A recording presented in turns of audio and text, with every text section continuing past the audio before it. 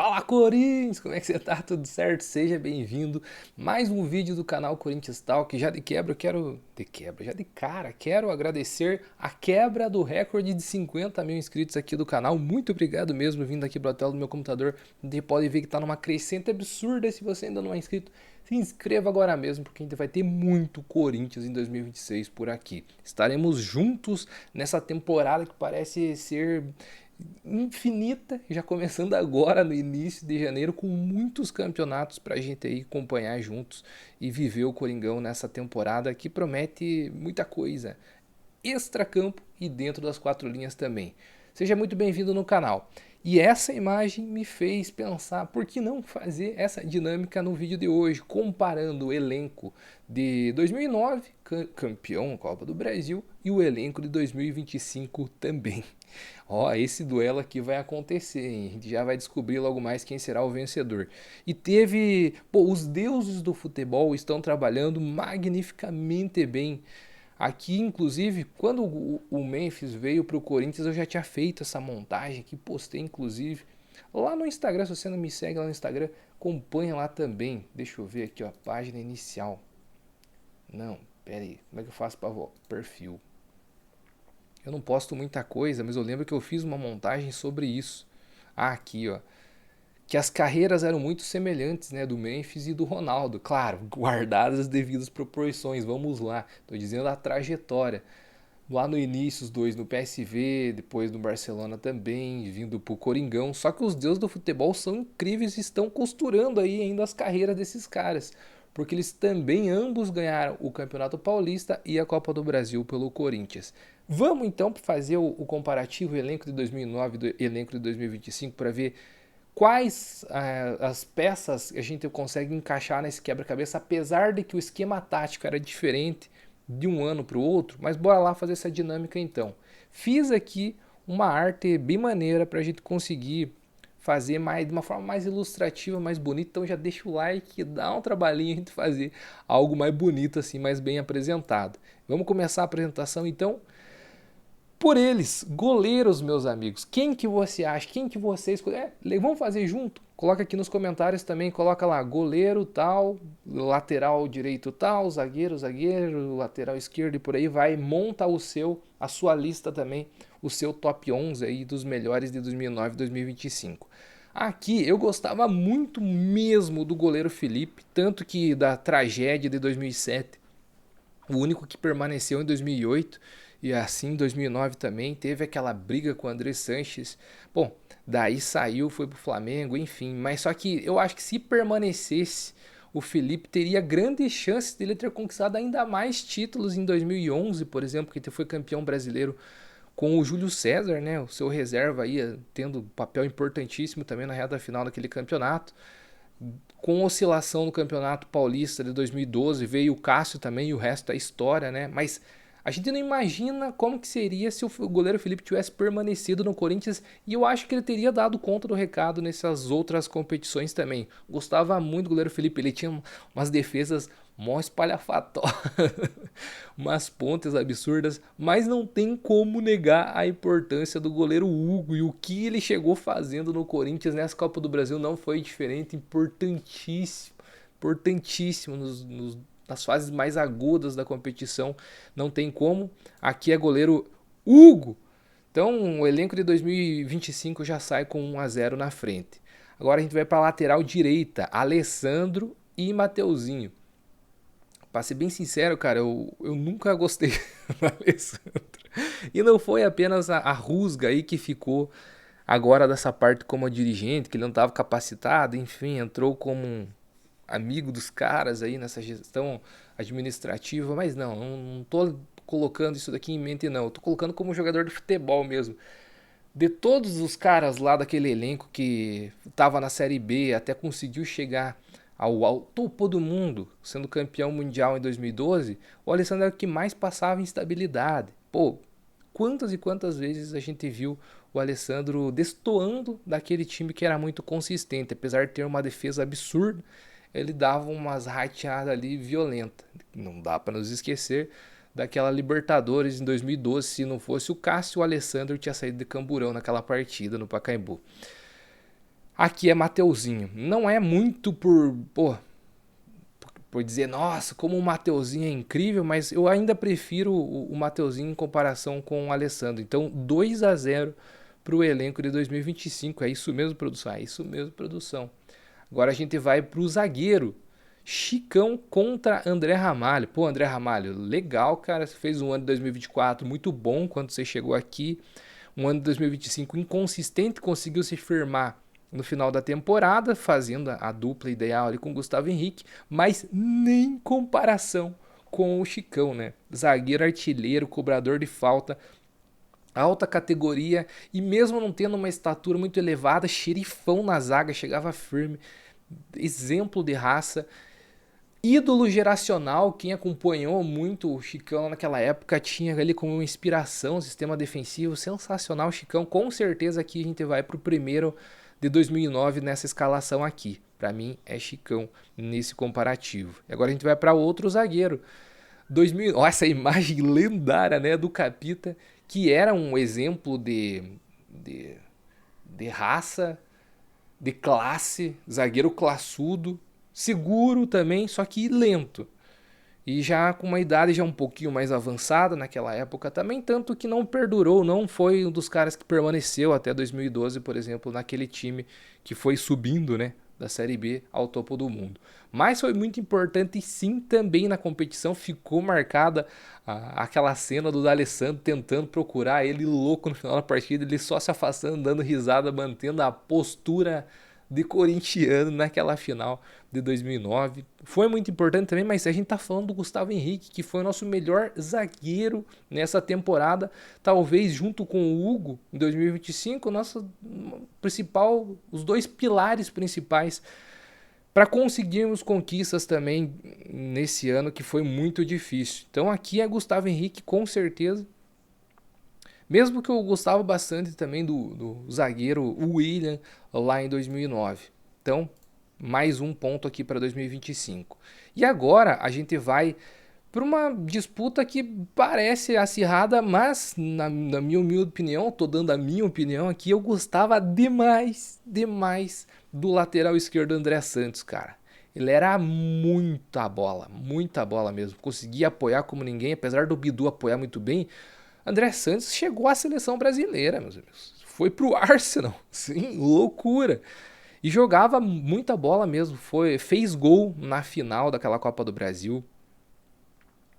Foi muito importante. Fez gol também, né? Essa imagem, se não me engano, é no gol da final contra o Santos do Paulistão também. O cara era muito bom de bola, apoiava muito bem e fazia ali o básico defensivamente. Também não era o seu forte. Inclusive, são laterais que se espelham. Eles eram muito melhor atacando do que defendendo. Mas aqui, pro meu gosto pessoal, apesar do Bidu ter evoluído demais, ainda é André Santos. Comenta aqui embaixo o que se prefere. A gente vai fechando aqui a nossa linha defensiva e vai começar agora a verificar os volantes. Tá começando a ficar equilibrado aqui nossa disputa. E agora a gente tá falando de Christian contra Ranieri. E aqui não tem comparação. O que o Christian jogou de bola em 2009, aí essa imagem também do Campeonato Paulista, marcante demais, semifinal contra o São Paulo, né? Quem viveu lembra e tem saudades, nostalgia dessa época aqui. Jogava demais. Além daquele primeiro volante pegador, marcador, ele tinha raça, só que muita técnica também. Sabia sair jogando excelentemente bem, coisa que falta muito no Ranieri, essa saída de jogo. Tinha muita classe, batia gol, fazia gol de falta, pancadão, batia de fora da área, enfim. Christian com certeza aqui nesse duelo individual de volantes, de primeiro volante. E aqui às vezes começa a bater algumas incompatibilidades. O Martinez, por hora, estava jogando como segundo volante, às vezes fazia ali um meio campista mais pela direita, enfim. E aqui o comparativo vai acabar pegando o Elias e não tem nem comparação. Nem comparação. Elias muito mais bola. Defensivamente vai lá, o Martinez é superior, se a gente for analisar apenas essa questão. Eu acho que sim, cara. Ele tem muito mais pegada, né, o Martinez, apesar de ser meio inconsistente em algumas partidas, mas sim, tem mais pegada que o Elias, que era um jogador muito técnico. Ele era um camisa 8/10, ali o Elias, e era nosso camisa 7, 8/10, você entendeu o que quis dizer no posicionamento do campo, né? Muita classe, sabia orquestrar o meio de campo como ninguém. A gente tinha um meio de campo muito classudo ali em 2009 que conseguia fazer jogadas incríveis com a bola no pé. A gente tinha muita qualidade. Aqui com certeza é Elias, na minha opinião, visto que a gente já vai ter um volante marcador, brigador aqui, que é o Christian. Então aqui a gente consegue ter um volante de mais qualidade, um segundo volante de mais qualidade, que sabia atacar, infiltrar na área muito bem. E aqui que eu estava falando como as escalações eram muito diferentes, a gente vai ter que acabar colocando jogadores de diferentes posições nesse comparativo aqui. A gente ficou com a última boa, excelente impressão do Breno Bidon na final, principalmente no Maracanã contra o Vasco. Só que é inegável que durante toda a campanha o Breno Bidon não era aquela unanimidade, né, meus amigos? Vamos ser bem sinceros, a gente não pode esquecer tudo e colocar apenas o último jogo como uma verdade absoluta. E o Jorge Henrique era aquele jogador totalmente consistente, diferente do que eu acabei de mencionar do Breno Bidon, que tem aqueles picos altíssimos de ações individuais e depois ele acaba oscilando muito indo lá para baixo. O Jorge Henrique não, ele era aquele operário da bola, ele era tipo um Romero melhorado para quem não viu 2009, porque ele era auxiliar na defensiva ali do meio de campo, ele fazia muito bem aquele ataque e defesa, pelos dois pontos, tanto pela esquerda quanto pela direita. O Jorge Henrique era excelente nesse quesito. Ele tinha muito mais qualidade se for fazer esse comparativo com o Romero também. Ele atacava muito bem, onipresente, incansável, motorzinho. Então aqui, apesar de ser posições diferentes, eu vou ter que acabar escolhendo o Jorge Henrique, que também fez gol nas duas finais. O Breno Bidon fez uma excelente jogada um excelente começo de jogada no gol do título 2025, com certeza. Mas o Jorge Henrique começou fazendo gol contra o Inter em São Paulo e começou fazendo gol contra o Inter lá no Rio Grande do Sul, em Porto Alegre também. Importantíssimo, Jorge Henrique. Vai para essa minha seleção aí de 2009 contra 2025.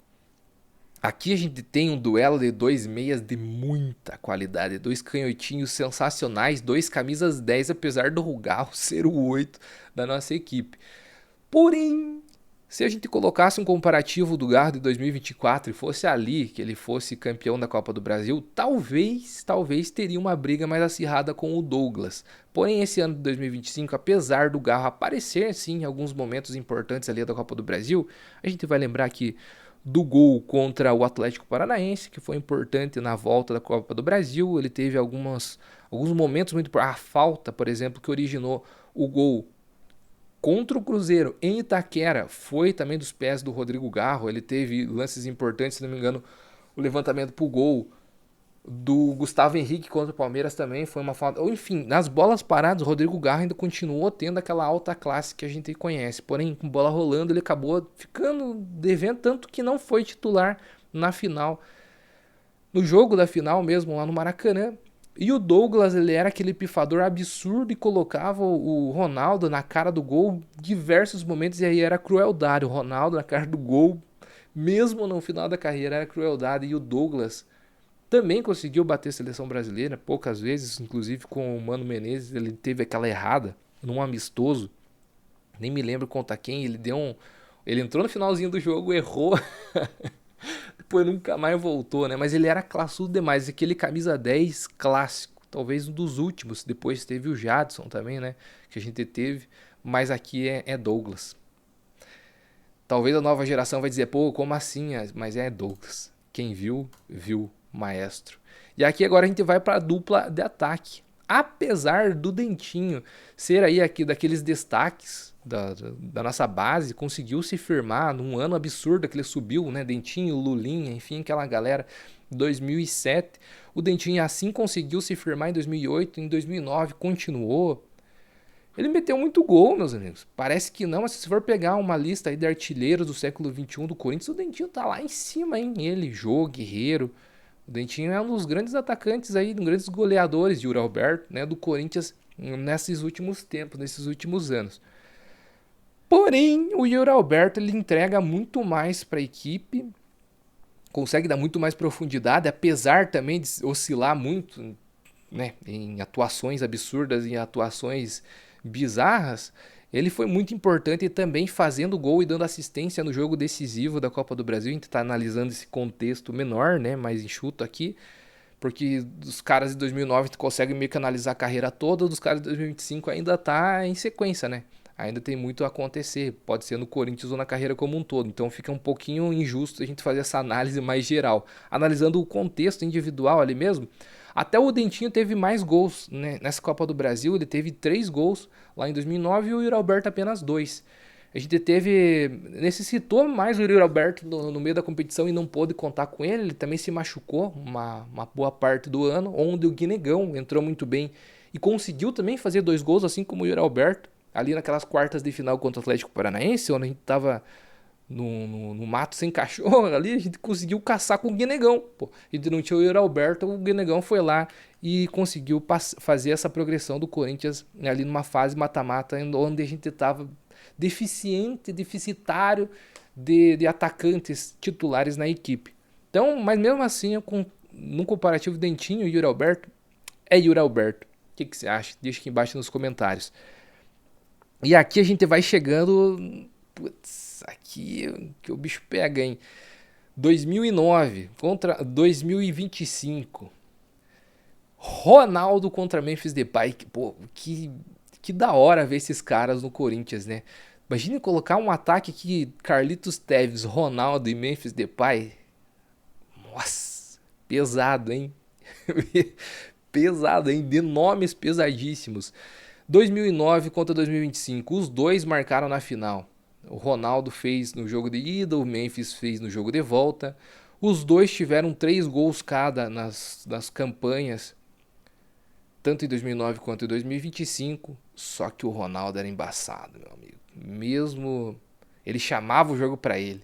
Apesar do Memphis conseguir ser o finalizador, conseguir fazer aquele gol contra o Cruzeiro, muito importante lá em Belo Horizonte também. Só que o Ronaldo assim também ele conseguiu destravar jogos importantes. Eu lembro aquele contra o Atlético Paranaense também, que ele colocou no bolso, o jogo da volta que estava difícil, ele conseguiu de fora da área fazer um gol, foi uma jogada individual, sofreu o pênalti e ele mesmo cobrava o pênalti e fazia.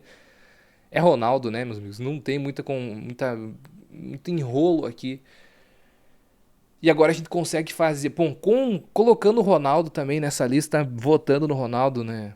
A gente consegue fazer um apanhado geral e vamos ver como que ficou. Foram mais 2009 ou 2025? O que você acha?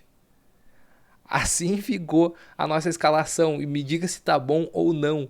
Com o goleiro Hugo, Mateuzinho na direita, Chicão e Gustavo Henrique fazendo a zaga, André Santos na esquerda. E aí 2009 acabou tomando conta do nosso meio de campo, né? A gente tem aqui o Christian na volância. Ah, esqueci de colocar aqui o Elias. Christian, Elias, Jorge Henrique e Douglas. Ou seja, ficou dominado completamente pelos... inclusive aqui é 7-4. Correção de última hora. Mas eu não vou corrigir, pô. Já ficou bonitinho demais na apresentação. Então é 7-4. E se a gente for colocar técnicos, Mano Menezes ou Dorival Júnior, eu vou colocar ainda o Mano Menezes daquela época, cara. Então tome um 8-4 aqui, considere para 2009. Jorge Henrique, então, no lugar do Breno Bidon, que ele fazia, como eu falei ali, um atacante mais liberado de campo, que recompunha como um meio campista e fazia até um auxiliar de lateral. Então o Jorge Henrique onipresente aqui, meio atacante ofensivo de criação Douglas, e lá na frente o Yuri Alberto de 2025 também e o Ronaldão de 2009. Então você veja que o elenco de 2025 acabou sendo mais presente aqui na defesa, porém do meio para frente 2009 tomou conta. Então aqui ficando um 7-4 ou um 8-4 se for considerar até mesmo o técnico. Deixa aqui embaixo nos comentários o que você achou, se eu falei muita bobagem ou não, se você concorda em 90% ou não, ou se eu falei completamente equivocado. Comenta aqui embaixo que eu quero saber a sua opinião. É para saber a opinião mesmo, eu não sou o dono da verdade. Quero saber o que você acha dessa brincadeira que a gente fez aqui. Meus amigos, se inscreve no canal se você não é inscrito ainda. 50.262 e bora pra cima. Vamos ver quantos a gente consegue somar para nossa equipe aqui, pro nosso time em 2026. Tomara que seja uma temporada boa e de títulos e de reconstrução fora do campo também. Nesse ano a gente vai acompanhar e vai comentar Coringão e muito por aqui. Valeu? Que falou foi o Alisson, meus amigos. Forte abraço e até o próximo vídeo do canal Corinthians Talk. Tamo junto e vai Corinthians!